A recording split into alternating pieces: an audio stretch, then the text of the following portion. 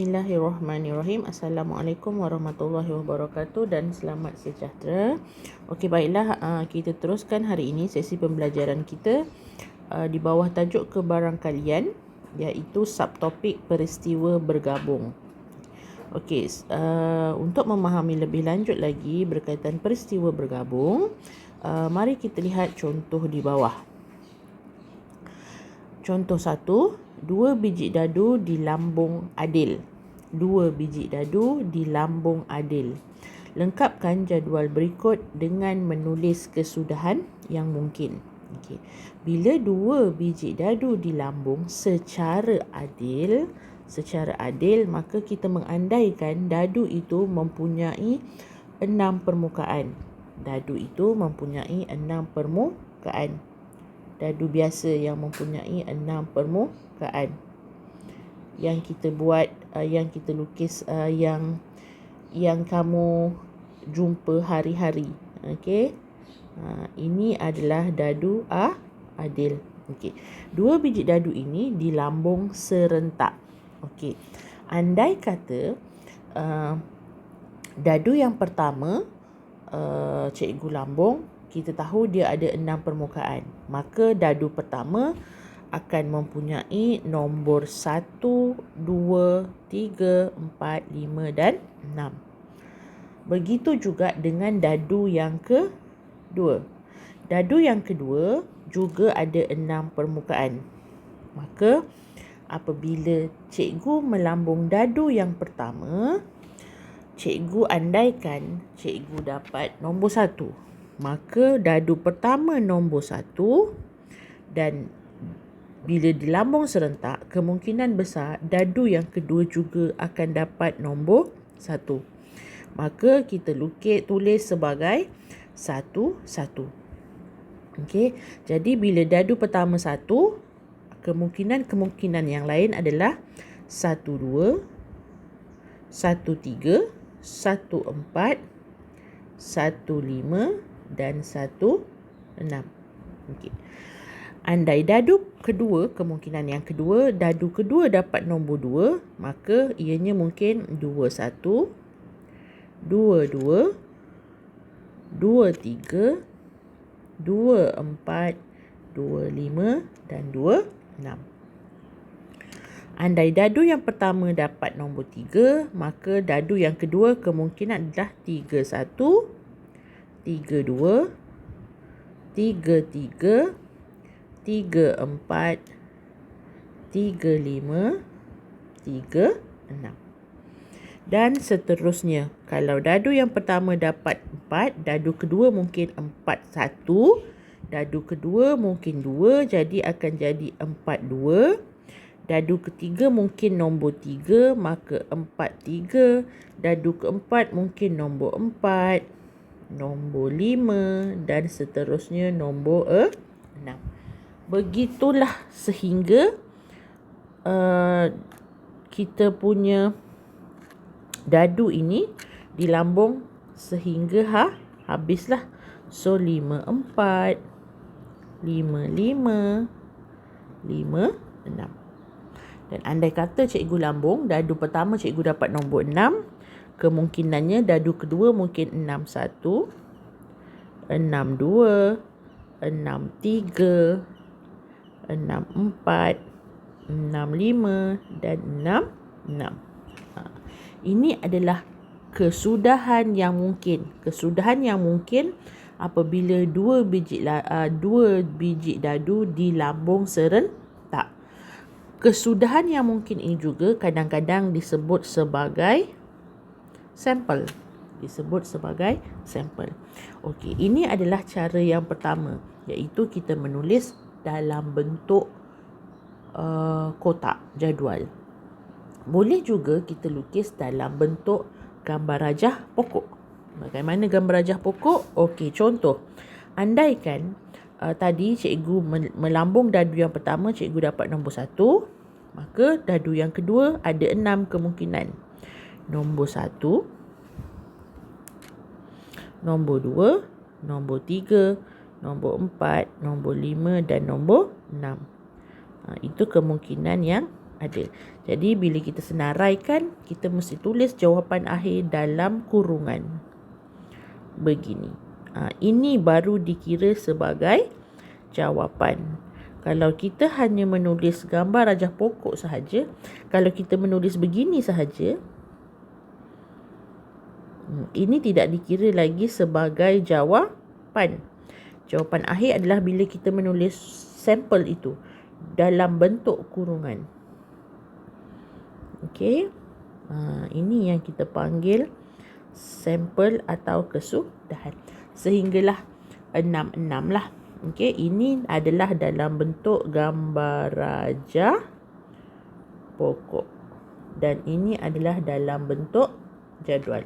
Dan kita juga boleh tulis dengan cara yang ketiga, iaitu dengan bentuk senarai. Apa itu senarai? Okey. Senarai adalah kita just tulis jawapan akhir lah. 1, 1, 1, 2, 1, 3, 1, 4, 1, 5, 1, 6 hinggalah 6, 6. Itu adalah bentuk penyenaraian. So ada 3 cara bagaimana untuk kita menulis sampel bagi kebarangkalian peristiwa bergabung. Kenapa disebut bergabung? Sebab peristiwa itu ada 2. Melambung 2 biji dadu secara serentak atau mencabut 2 kepingkat secara serentak.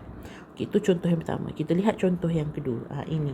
Ini juga dikatakan peristiwa bergabung. Kenapa? Ada 2 sampel kad. Kotak K dan kotak L. 2 peristiwa, iaitu ada kotak K dan kotak L. Kotak K dan kotak L masing-masing mengandungi 4 kepingkat berlabel dengan nombor BAYU dan 3 kepingkat berlabel dengan nombor 125. Sekepingkat dipilih secara rawak dari kotak K. Disebut dulu kotak K dulu. Kemudian kotak L masing-masing. Dengan menyenaraikan semua kesudahan yang mungkin, hitung kebarangkalian mendapat vokal dan nombor genap. So, kita kena senarai dulu ruang sampel. Maksudnya kemungkinan-kemungkinan jawapan kita. So, kalau cikgu nak terjemahkan dalam bentuk kotak, so kita kena tulis dulu begini. Kotak K, kotak L.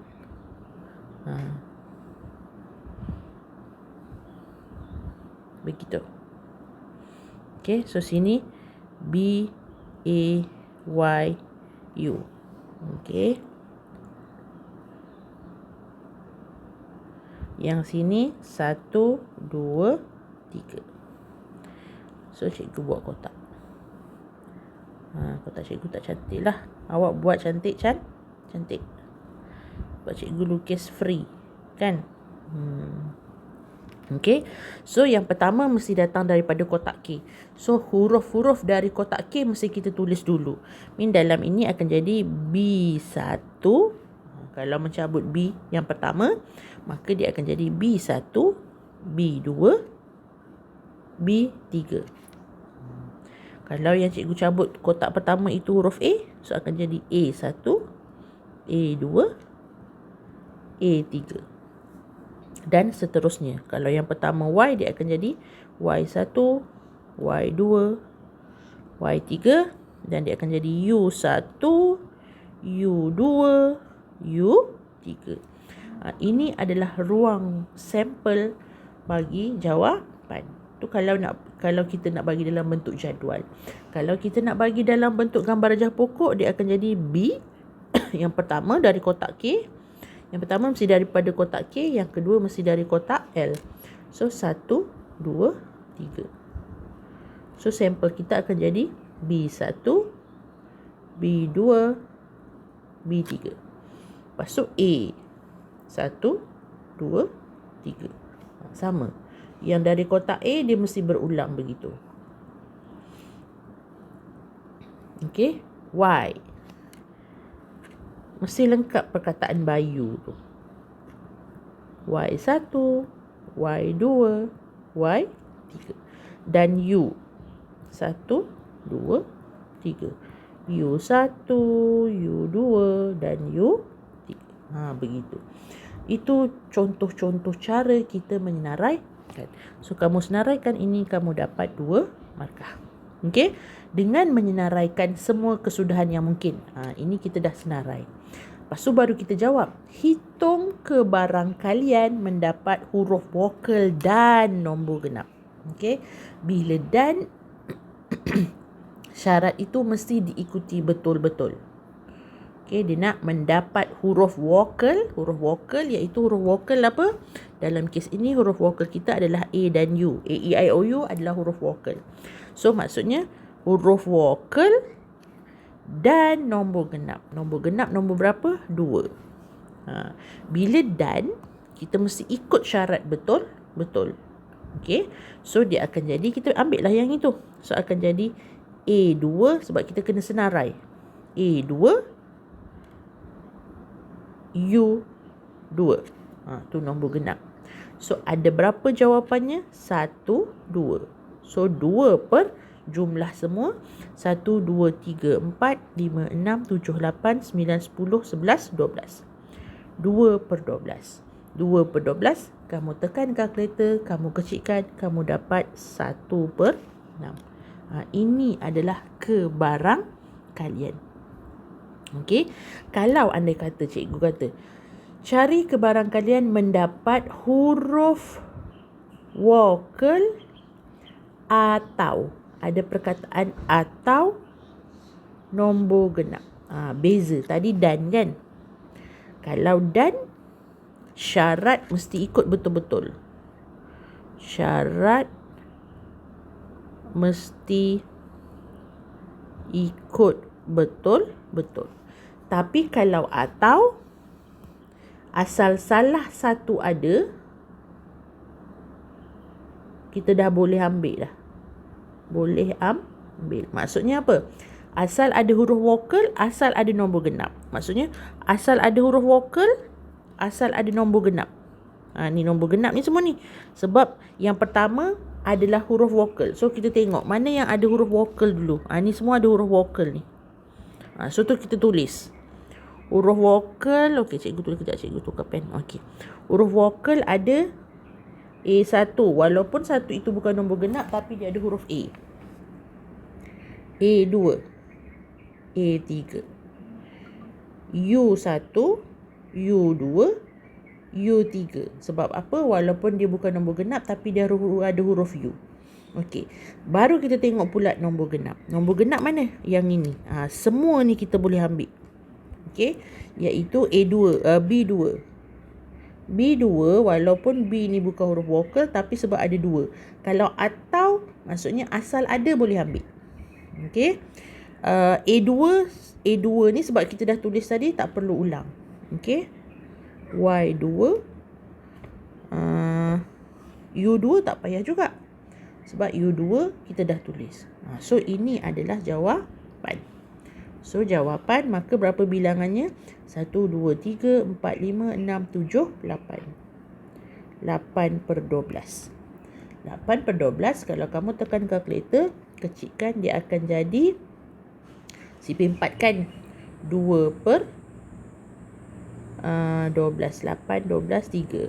2 per 3. So, itu jawapan. Okey, cikgu harap kamu faham. Cuba buat latihan nombor 1 dan cuba buat latihan nombor 2. Okey, cuba buat. Minggu depan kita bincang dalam kelas Google Meet hari Isnin. Okey, so cikgu rasa itu sahaja untuk hari ini. Selamat belajar. Terima kasih.